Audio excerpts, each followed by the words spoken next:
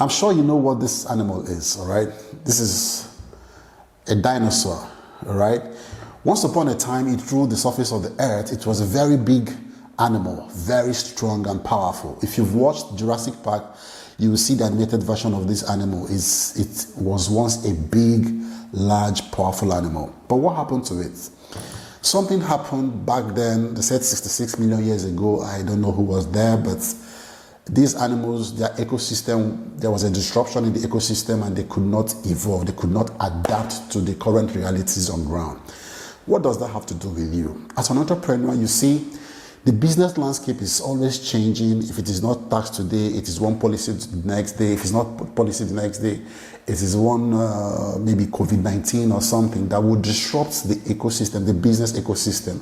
So yes, you may be the very big brand in your market. You may be the biggest boy in your niche. Just like the dinosaurs, they were also very big and powerful in their days, but their strength became their weaknesses. They could not adapt, they could not evolve. So if you are in the market space and you think that nothing would touch you, nothing would hurt your business, that you're already established, my brother, think again, my sister, think again. There are market stimuli that would happen to you or your niche or your industry, and if you're unable to pivot or adapt, you will definitely go the way of the dinosaurs. It's not a cause, it's something that will happen because change is constant. So what are you supposed to do in that instant? You are supposed to always develop yourself and stay ahead of the trends in your niche by learning, by studying, and continuously seeking personal development goals or avenues to develop yourself personally or to stay relevant in your niche.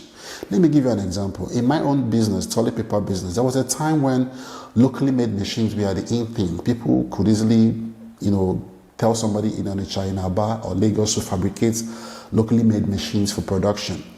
But with the influx of foreign toilet paper rolls into the market space, it became necessary for us to pivot to also acquire foreign machines that would match the quality of products that were being imported. And those that did that are now reaping the benefits. How? Because with these new machines, you can actually produce faster. You can have the advantage of economics of scale by producing large quantities of toilet paper rolls with minimum resources, with less friction and all that, rather than when you are working with locally made machines. So what if we said, the foreign machines they won't do anything, and you sat back and you're working with your local machine and the competition catches up with you, you cannot even produce beautiful, soft, absorbent toilet paper rolls for the markets.